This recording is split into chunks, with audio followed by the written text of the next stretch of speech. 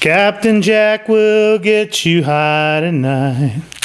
He'll take you to your special island.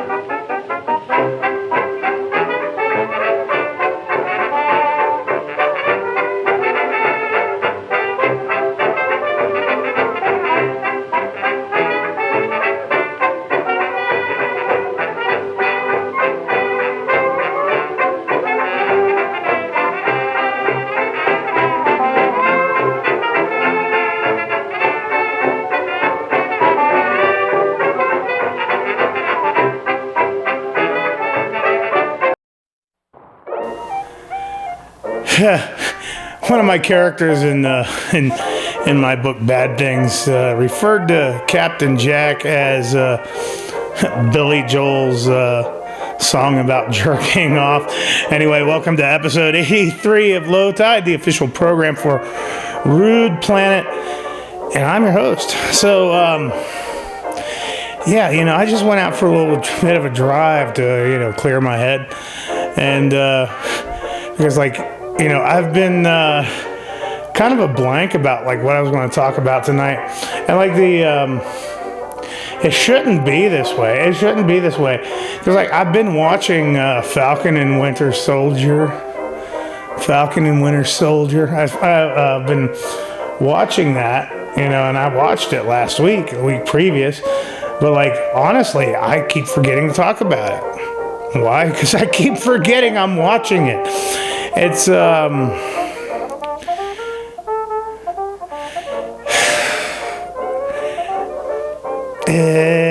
is it a shame? Not really, because the one thing I've had a big issue with regarding Cape shit, especially MCU Cape shit, really boils down to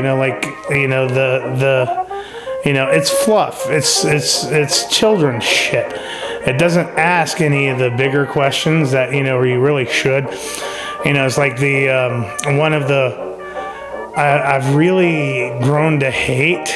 It happened early on, but the Tom Holland Spider-Man, and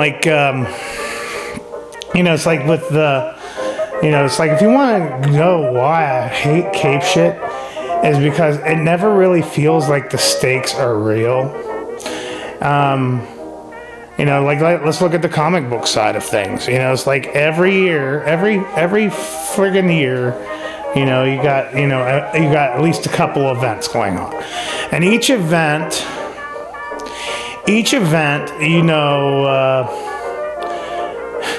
that it's going to involve some sort of calamity that's going to threaten the earth, if not the universe. And then, if you want to read the event, you're going to spend $300 or more to read every issue within the event. And at the end of it, the event, gets resolved, and then life goes on like normal, and the implications make maybe a little bit of a ripple effect, but within a couple months don't really amount to much. You know, it's like right now, I think like King in Black finally ended this week, and I've not read anything of it yet. You know, I got like the first issue, and I don't really intend to. I hate events, but you know, it's like the stakes in Cape shit never really feel real. And like, you know, you got these same characters have been like in DC's case going on, you know, upward, you know, close to a century now, you know, and like Marvel is, you know, getting up there as well. You know, you got all these characters, you know, doing all these things, and it's like, where, you know, where's the lasting impact of anything that, you know, goes on? So like you have, you know, like it's like every issue there's like something significant that happens, and then, you know, a few issues later doesn't mean jack shit. And it's like these people live like amazing lives, and like, you know, why are people still living in the city? You know, it's like if the city is constantly being bombarded by these horrific, you know, things from, you know, who knows where. You know, cities are constantly being destroyed. You know, like why people aren't living out and moving out of the cities or anything like that. You know, people go around like, you know, it's like, are people that, you know, jaded? You know, it's like, crap, something from space again. You know, so yeah, you know, and like the MCU illustrated the main problems with Cape shit. You know, with Endgame. All right, you know, so you have, you know, the end of Infinity War, and, you know, it's like most of the characters, you know, drifted away into dust. You know, that's a pretty great big cliffhanger, right? But we already got an announcement that, you know, Spider-Man Far From Home is coming out, right? Right? You know, so like there's that, you know, and then like, after Endgame happens and everybody's brought back, you know, Far From Home happens. It's like the worst Spider-Man movie ever. It's basically, you know, fucking... I gave it a fairly positive review on Rude Planet because I watched it like the 4th of July weekend or whatever when it came out. But like realistically, every time I think about it, it's soured in my head because like, you know, we've had, you know, like some pretty impactful stuff with what happened in the events of Thanos. You know, it's like billions of people, billions, trillions, universe-wide, you know, gone. You know, and suddenly they come back and they have to like sort through their lives, you know, to have to figure shit out. But, you know, it's like as Far From Home, you know, it's like all the kids called everybody coming back to the blip. Oh, how cute is that? And then like, everybody's going on about, you know, things as if they're all normal. You know, it's like, you know, instead of, you know, focusing on some of the real world implications, you know, Spider-Man's got to go fuck off and do some, you know, vacation in Europe. So, you know, it's like the stakes never feel real. You know, it's like I want, you know, it's like if there's Cape shit, I want, you know, things to be permanent. And like as much as I hate Tom King, you know, I think like the death of Alfred probably was the right thing to do. If they stick to it, if they stick to their guns, you know, that is a very significant character shift that Batman's been needing for 50 fucking years. So, you know, like, so yeah, there needs to be a certain level of permanence. If I were to run a publishing house or company or whatever, I'd put up some rules about, you know, writing comic book characters. One, you know, the writing teams would have to coordinate among each other. People need to coordinate with writing teams and figure out, can I use Wolverine right now? No, because he's, you know, like on Mars or some shit. Okay, so we're going to have to find something else. Can't do that. You know, so we got like the Phoenix thing going on with like the Avengers. Meanwhile, you got like the King in Black and, you know, the Black Winter and all this other shit. Where the hell's Thor? You know, so there's that. If a character's killed, it's got to be permanent. It's got to be permanent. Unless, you know, it's like some celestial thing or, you know, something that, you know, is baked into the plot. You know, if a character dies, it's got to remain permanent. And, you know, it's like there has to be some ground level approach to it too. So like that's, you know, remember, these people aren't superheroes in a bottle, you know, like they're saving citizens that are living in constant terror every day. You got like an entire planet that's perpetually numb. You know, it's like the PTSD of it alone.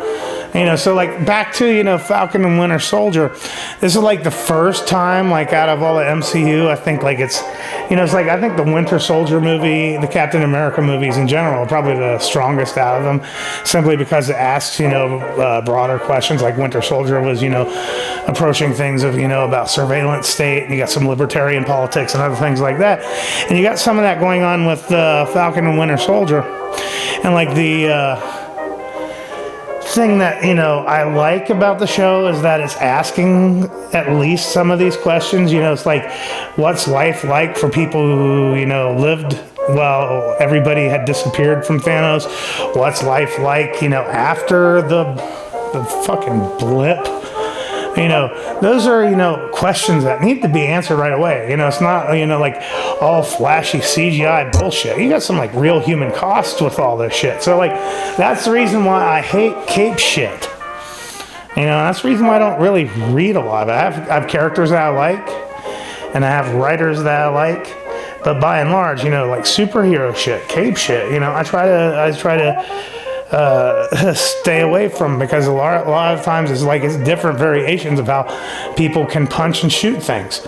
You know, it's like any, you know, like significance is lost. You know, it's like, you know, that's that. So if any of you ever wondered why I give cape shit a hard time, you know, there's like some fundamental writing problems there. So anyway, that's that. We're going to take a break. This is AOK week, so I will be right back.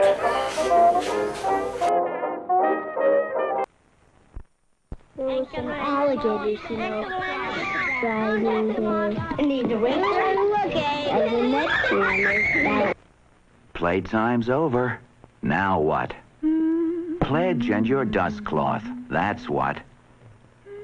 With the ease of dusting alone, Pledge dusts, cleans, and shines. Waxed beauty instantly as you dust with Johnson's Pledge. I forgot to mention about Falcon and Winter Soldier, because I got so caught up in the rant, is that it's exceptionally dull. So it's 4 episodes out of 6 so far, and like the thing is that, you know, while it asks, you know, some interesting questions, like it is like trudging through mud. I can't imagine a single person out there, you know, saying, "Oh, this is my favorite show." I find that to be an impossible prospect. I mean, like there might be somebody, and if they are, you know, you're a special kind of person. Bravo, God bless you.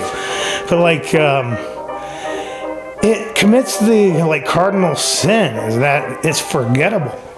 You know, it's like it's been going on now for like 4 weeks, and like I've not brought it up once because every time I forget that I've watched it. You know, I suppose it's worth watching, but at the same time, you know, like it really, you know, it's forgettable. It's not so much dull as that's forgettable. But anyway, that's that. Anyway, this is AOK week. I'm going to start this one off with Jamey. I got another AOK here in the garage, and I'll get to that later. But I'm going to do Jamey's now, because Jamey has been excellent. Not that the other AOK isn't from somebody who hasn't been a big support. In fact, you know, he's largely responsible for the first big spike this channel's had. So, like, I'm going to, you know, talk more about him on Friday. But Jamey has, you know, just, you know, been, you know, like somebody that's like been, you know, loyal to the channel, done some great things. He has done a trade with me just recently that's going to bring a tremendous amount of production value to the channel. I haven't gotten to that yet. So he also sent me an AOK, and like, dude, it's heavy as shit. So like, let's do a thumbnail. Let's do a thumbnail. Yeah, there we go. So I don't know if that'll work or not, but like, yeah, man, like, I'm gonna, you know, leave his information below, but like realistically, you know, I never started this channel to get free shit. And so, like, when I do, like, I really take it seriously because, you know, it's like somebody's taking their time, spend a little money to send me something. So, you know, it really means a fucking lot to me. So, anyway, let's crack this open and see what the hell Jamey did here.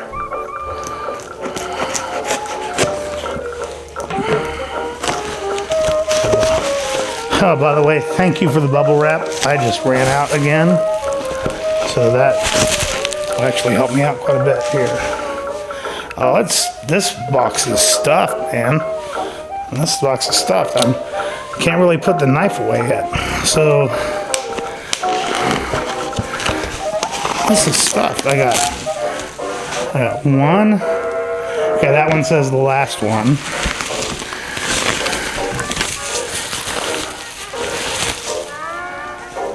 This one says to start with this one. And then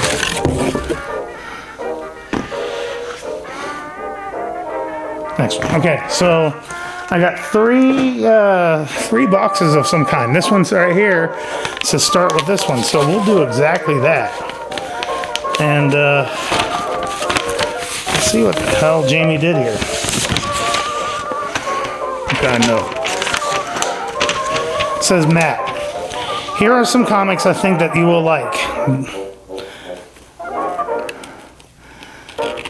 They're not in all in super condition, but in readable condition. I hope you enjoy. Jamey, I really like the turtle slab. Thank you for the book. You can open this box on video if you like. Well, I just did that. So, yeah, so let's see where this begins. We got Rock and Roll Comics. Rock and Roll Comics Kiss. 100% unauthorized material. Jamey, you got me. You already got me right out the gate.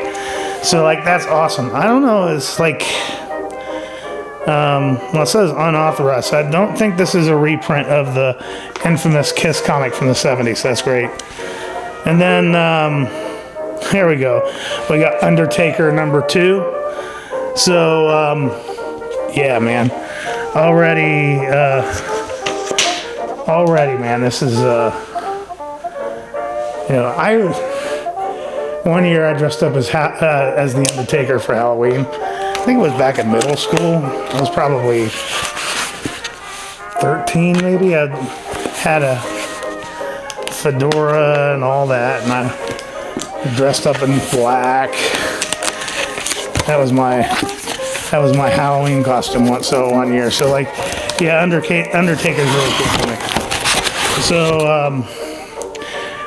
I haven't really watched wrestling since college. I stopped watching wrestling once WCW was no longer a thing.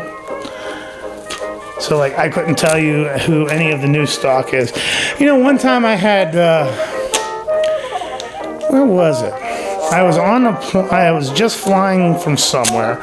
I think it was for band when I was in high school. And, there was like a whole bunch of wrestlers that were just landing as I was, you know, on my layover. And, like, there was like Booker T and Mean Gene and I can't remember. Like, there was a whole bunch of Bobby the Brain. I didn't really want to be that guy that would run up for an autograph, but, you know, at least I like walked by them and, like, you know, I was like, oh man, I'm like 4 feet away from Mean Gene. So anyway, we got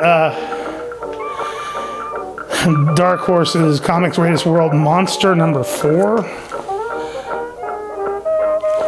So yeah, already. And yes, I have this, but I'm happy for it for my collection. We have the $1 debut of Bloodshot #1. I think that's like the 2016 version. Oh yeah, man. Fucking A, this is, I already have this, but, like, I'll take as many as I can get. This is full first appearance of Ninjak on Bloodshot #7. So that's awesome. So we got some more. I want to build, yeah, man. That's what I'm saying. Valiant, man. You send me Valiant. It's going right in my Stevie box. So we got Bloodshot number 10. So I think you're filling some gaps for me with that. And hardcore, you're definitely filling gaps for me because like I'm not really picked up any hardcore yet. I got like a couple odds and ends here, but we got hardcore number 8. And then we got hardcore number 12. Rye and the Future Force number 12.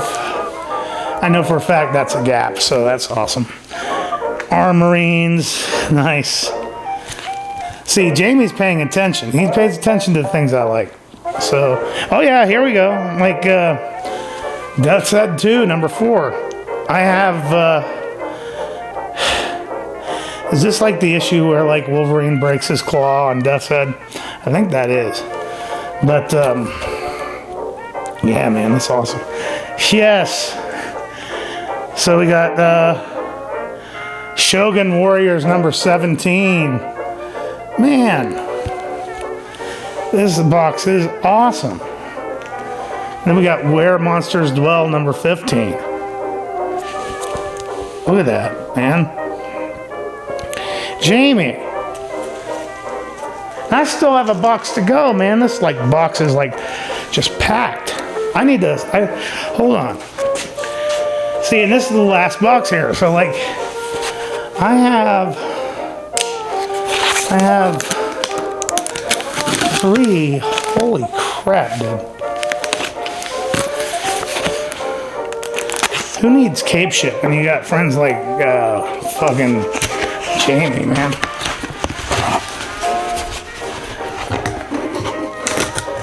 It's awesome. So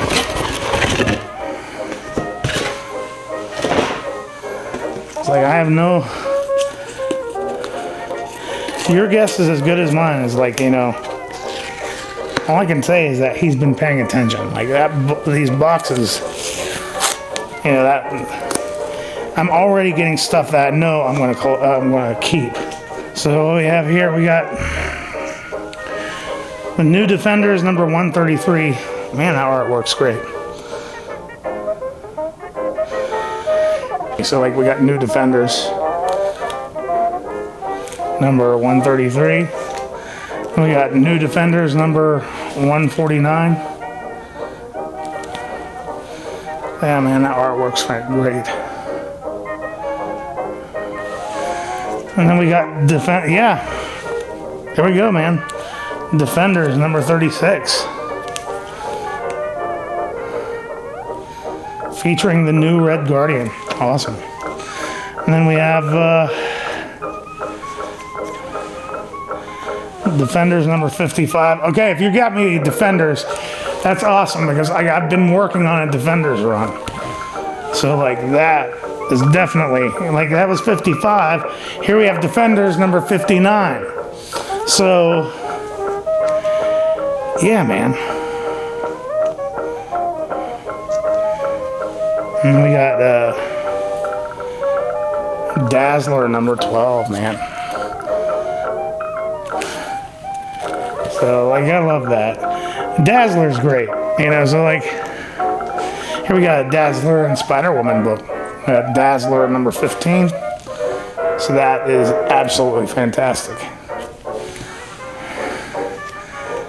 And we got Dazzler number 16. And we go, hey, Tug, remember, we were talking about, we got Micronauts number 32. Awesome, man. That's just awesome. Micronauts number 20. Shit, man. And Micronauts number 46. Jamey. Dude. Bravo, man. Thank you. Thank you. I mean, like, this is a whole lot of shit. Everything there is going into my personal collection, never leaving, man. That is just great. So, yeah, Jamey's one of the good ones. And so, yeah, I'm going to leave his information in the description. So, I'm actually kind of taken aback. Like, this is This is absolutely... Look at this cover, man. Look at this Micronauts cover. Take a look at that. Hannigan. Well, that's that. So, thank you, Jamey. Anyway, I am going to be filming multiple boxes tonight. I did this last summer when I had a whole bunch of boxes in the garage, and I had to stop that because the mail got fucked up. And so, like, I had to, like, you know, wait to film whenever it actually have stuff. And so, like, I've had to, you know, I've kind of gotten used to that mode. So, like, I'm going to get back to just filming the unboxing parts and then doing, like, the monologue stuff later. You know, towards when the episodes go out. The only thing I'll have to know is, like, for example, the next video, I'm going to have to remember what t-shirt I wear for that so that I have some continuity there. But beyond that, anyway, April giveaway is still ongoing. I'm going to be giving away this. I'm going to be giving away Department of Truth #1, first print cover A. I'm going to be giving that away at the end of the month. So if you want a shot at that, you need to subscribe. You need to leave a comment on an April video and be a U.S. resident. And then, I'm still doing a push for 500 subscribers. The sooner I get to 500 subscribers, I'm going to be giving away this. I'm going to be giving away Amazing Spider-Man number 55. Yeah! We're going to have this, you know, overrated Patrick Gleason cover. This is the Virgin variant signed by Patrick Gleason, complete with certificate of authenticity. And it could be yours, but all we need is 500 subscribers before that could happen. So, there's the Bob Barker shit. Yeah. So, thanks everybody for stopping by as usual. I need to take a break and start working on the next box. So, anyway, yeah, I'll see you Tuesday. I'll see you Friday. I'll see you soon.